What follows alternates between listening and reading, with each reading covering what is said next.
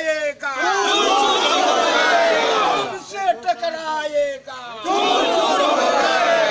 हमसे टकराएगा। बंद करो, बंद करो, बंद करो, अभिलंब बंद करो, बंद करो, बंद करो। महासस के साथियों के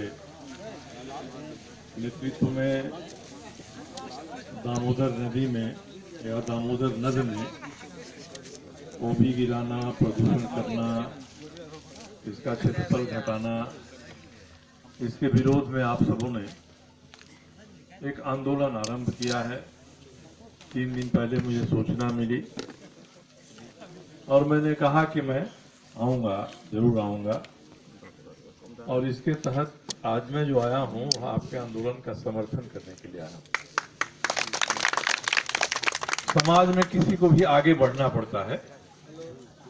लोग कहते हैं कि भगवान बुद्ध ने जब अपना ज्ञान प्राप्ति के बाद प्रवचन पहला किया था तो उसमें केवल 5 व्यक्ति शामिल थे, तो हतोत्साहित हो जाते। 5 को लेकर हम क्या बदलेंगे समाज को। उन्होंने 5 को लेकर भी अपना अभियान खड़ा किया। आज जब उनको भगवान का दर्जा मिला, आप सभी जिस बात की खिलाफत कर रहे हैं, स्थानीय तौर पर देखने से ये केवल आपकी समस्या लगती है, मगर केवल आपकी समस्या है नहीं। ये दुनिया में जब से कल कारखानों का प्रभाव बढ़ने लगा और पहले हम लोग जिसको पूंजीवादी व्यवस्था कहते थे, ऐसे लोग ऊपर आने लगे, कल कारखाने लगाने लगे, तो जनता बड़ी खुश होती थी कि चिमनी से धुआं निकल रहा है, मतलब कि यहाँ प्रगति का, विकास का कोई न कोई काम हो रहा है। आज चिमनी से निकलने वाला धुआं जनता के ऊपर आफत बन गया। चिमनी ही नहीं, ओवरबर्डन से जितना धुआं ऊपर उठ रहा है आपने देखा है, फोटो में देखा। तो आपकी ये जो छोटी पहल है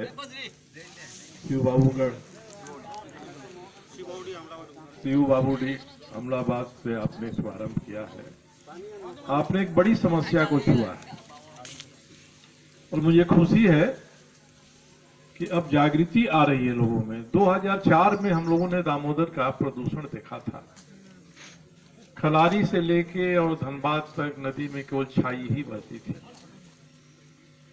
हम लोगों ने शुरू किया, पहले अपनी समझदारी बनाई, वहां से लेके डीवीसी कलकत्ता तक हम लोगों ने मार्च निकाला, सब किया और सभी को हम आमंत्रित करते थे। सभी दल के लोग आए, विधायक आए, सांसद आए, पंचायत के लोग आए। अब एक नतीजा पर पहुंचा। लोग पहले हंसी उड़ाते थे, क्या कर लेंगे लोग, नदी का पानी दे रहे हैं, कहते हैं कि इसकी चीज को जांचेंगे, तो बड़ी हंसी उड़ती थी। मुझे याद था जब मैं यहाँ सरकार में मंत्री था, जो प्रधानमंत्री नरेंद्र मोदी जी थे, तो मैं 4 अगस्त 2017 को उनसे मिला और मैंने बताया कि नरेंद्र भाई मैं आपसे मिलने इसलिए आया हूँ कि मैं जिस सरकार में मंत्री हूँ उस सरकार का काम देख के मुझे रोज शर्मिंदा होना पड़ता है। आप हम लोग के पुराने साथी रहे हैं, इसलिए मैं ये सरकार छोड़ देना चाहता हूँ, इसलिए मैं आपके पास आया। वो हमारे हम लोग के पुराने साथी रहे हैं, जब हम लोग ऐसे ही दरी पर बैठकर काम करते थे। उन्होंने कहा कि सरकार छोड़ने के बारे तो सपने में नहीं सोचना चाहिए, आप बताइए कि आपके दामोदर के आंदोलन का क्या हो रहा है। मैंने उनसे कहा कि जिस तरह से आप लोग गंगा जी की सफाई पर अभी तक 8,000 करोड़ रुपया खर्च कर चुके हैं और गंगा जी साफ नहीं हुई है, तो हम लोग वैसा नहीं कर रहे हैं। हम लोगों का ये मानना है कि नदी को प्रकृति ने बनाया है, हमने आपने नहीं बनाया है, और नदी अपने अवतरित हुई है, तो हम इसको साफ कर देंगे, ये कहना हमारी धृष्टता है। इसलिए गंगा जी को साफ करने की बात सरकार को नहीं करना चाहिए।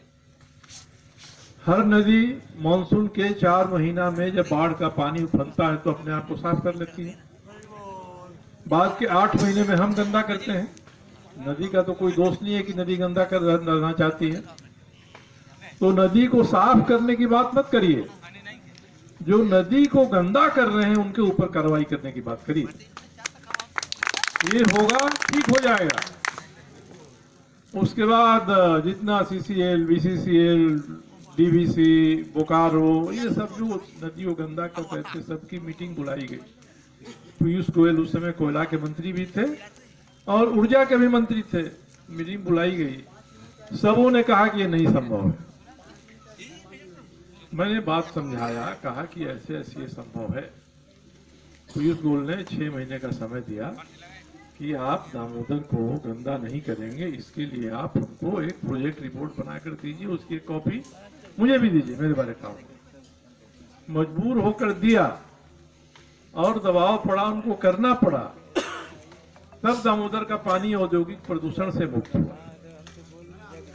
मगर आज भी जितना खतरनाक औद्योगिक प्रदूषण है, उतना ही खतरनाक हमारे आपके पेट से जो निकलता है, बाथरूम हम जाते हैं, बड़े बड़े शहर हैं, वहां से नाले निकलते हैं, वो बह के फिर नदी में आता है। ये उससे भी ज्यादा खतरनाक है। 2 साल से हम लोग इस पर अभियान चला रहे हैं, क्योंकि उसमें ऐसे ऐसे तत्व केमिकल रहते हैं जिसको पानी साफ करने वाला संयंत्र साफ नहीं कर सकता।